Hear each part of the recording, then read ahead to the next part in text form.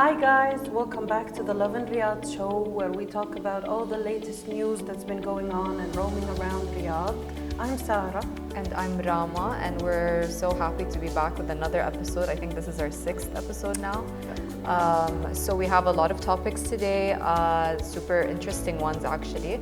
Our first one is the heroic truck driver that drives a burning truck away from a neighborhood to ensure the safety of the residents.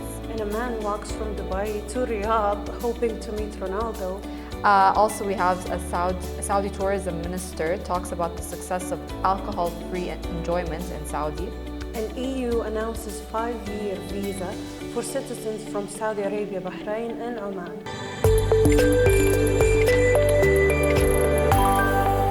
Okay, so our first topic is the heroic truck driver drives burning truck away from neighborhood to ensure safety of residents.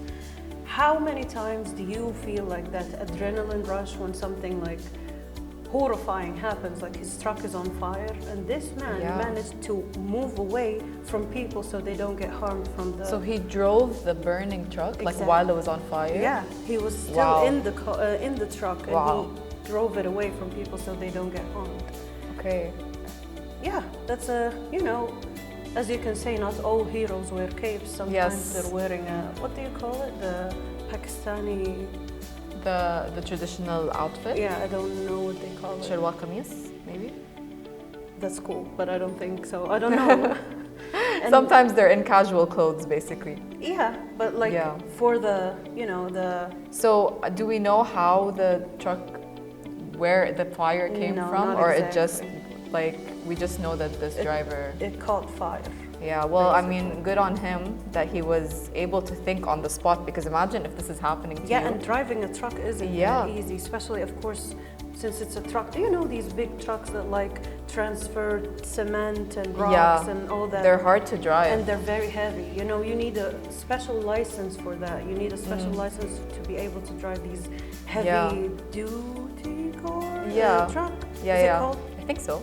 They're basically the ones that are not just a regular car. Exactly. And I think like it's hard enough to drive them when they're not on fire. Imagine when they're on fire. The panic, like imagine you're in the kitchen and when you're lighting up a paper or a tissue or something like that. You kind of panic a little. Yeah, imagine a burning heavy truck that you are inside of it. And then all logic goes out the window when you're in that situation. So the fact that he was able to think, okay, I need to drive this truck, even though it's on fire, I need to move it away from the residents. That's an amazing thing to be able to do. Even people in the comments were applauding him. Honestly, so a great hero lives among us, you know. It's such a selfless act. Yes, I think that's very cool. That's a very interesting story that happened this week. So our next topic is also another interesting story. So a man has walked from Dubai to Riyadh just for the hope of meeting Ronaldo. So can you imagine what a dedicated fan this person is? No, that's beyond dedicated. Yeah, it took him 36 days to do the entire walk and through the desert and everything, and he documented everything on his Instagram. His Instagram is the Darefooter Official. And looking through it, he actually does this kind of thing, I think, a lot. He like walks like long distances and travels, and so this is not his first time attempting something like this, but maybe it's like one of the longest because it's 36 days, you know? So he did get here. I think he's already left actually. And because Ronaldo right now I think he's suspended from games. Really? So he didn't play. Why? So, I mean, that's for football experts to tell you. But I know that he's not playing in matches right now. So this guy came all the way here and didn't end up meeting Ronaldo, but ended up watching the match. There's pictures of him on Instagram. Yeah, and the pictures he took, he also had like a little sign that said, I'm walking from Dubai to Riyadh to meet Ronaldo, so that people see it while he's walking, you know. So he imagine seeing him randomly. So it was a distance of 1,200 kilometers. And honestly, that's a great thing to be able to do. I can't imagine doing that to meet anyone, if let alone just Ronaldo. Standing for the entire day, you feel tired. How about Exactly. walking for 36 days? So his name was 7KP, and he's originally from Kerala, India, and residing in Dubai. And honestly, I think it was a great thing to experience, like us watching him do this. And yeah, he took a bunch of pictures in the stadium, around the capital, so I think he enjoyed his time here. Unfortunately, like I said, he didn't get the chance to meet Ronaldo, but maybe if he thinks to do this again, if he has the energy, hopefully maybe he will meet Ronaldo. Or maybe if Ronaldo saw his dedication, he might be like, because he even said that he described that this is like a journey that is one of respect and just love for the football star. So I think even in his mind, he was hoping to meet Ronaldo, but the whole point was to like do the journey out of respect, not necessarily to like meet him specifically. You know what I mean? Which makes it even cooler because like there's like some thought behind it. I'm sure he went into like the philosophical reasoning behind walking all that way. So yeah, and he also expressed his gratitude for being able to embark on such a journey, because obviously not everyone can do that. Not everyone has the ability to be able to walk for 36 days. Exactly. And he needs to have a glorious goal for that. Yeah, and it's very taxing, like physically. Yeah. Just because you're not in your comfort zone, you can't sleep. Eating is not that easy, Yeah, so good on him, honestly, and we applaud him for his journey. Yeah. Good job. Good job. What was his name? 7KP. 7. Good job, 7. Yes. So, moving on to our last topic. No, we have 2 more topics. 2 more topics. Yes. Yeah, sorry. The third topic. Yeah, kind of, Okay, so Saudi tourism minister talks about success of alcohol-free enjoyment in Saudi Arabia. The things that define a good night out are basically, for some cultures, not everyone. Not everyone, but being, having alcohol, music, and all these things. And somehow Saudi Arabia managed, to host tourism things without having alcohol. Why? Because it's a religious country, it's a cultural, religious thing that you shouldn't drink alcohol. And actually the Minister of Tourism talked about it in an interview. He was like, well, you don't need, alcohol. I'm not saying the exact same words that he's paraphrasing. Said, but I'm telling you the meaning of it is like, you can enjoy food, you can enjoy drinks, you can enjoy experiences without having alcohol. And so far, as we can see, as everyone can see worldwide, celebrities come here, people come for business trips and stuff like that, and no one ever mentions alcohol. So it's not that. I think it's overhyped in other countries and cultures. I think you can have a great time without having to indulge in these things, and that's been proven here because we've lived here for so long without any alcohol or anything like that, and everybody's having a great time and living peacefully. You know what I mean?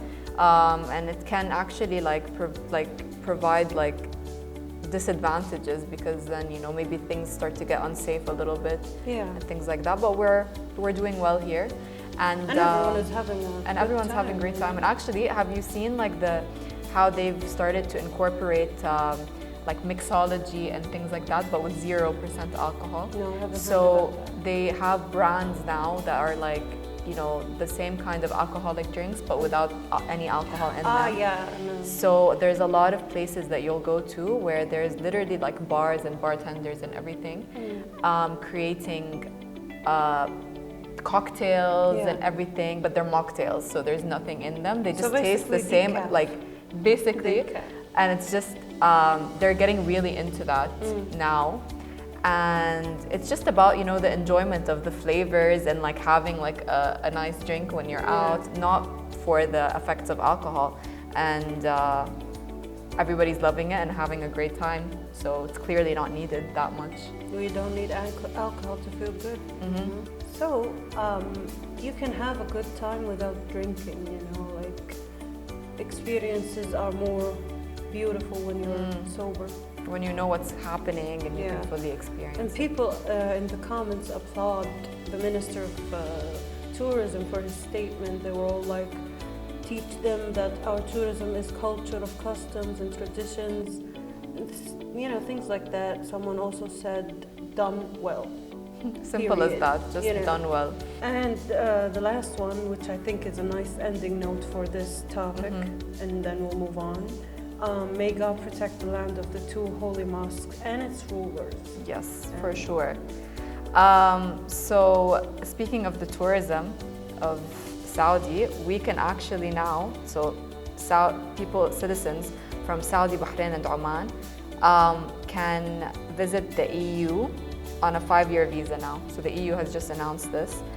And I think it makes sense since, even though the UK is not part of the EU anymore, now that Saudi has, access to the UK, you can go super easily.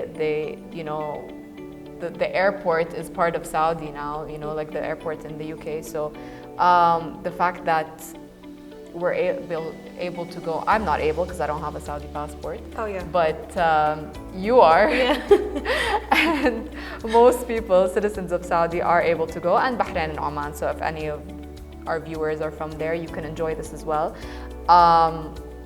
And I think this is gonna make like everybody's summers so efficient and easy. Yeah. I think everyone's gonna be booking trips to Europe now, like literally any country. Where would you like to go in Europe, since you're able to, take advantage of this new... I think I really want to visit the UK because I want to go to the Harry Potter world. I don't know what's it called, but there. But anywhere part of Europe. Yeah, so... it was a dream of mine actually when I was younger. I wanted to go to UK. So. I've been there and it's nice, but like they left the EU a few years ago, so technically it's not really part of it. No. To my recent understanding, I don't know if anything's changed, but I don't think so. So Rome. But I would love to. I've been to Rome once when I was very young, but I would love to go again. You know where I really want to go? Portugal. Portugal.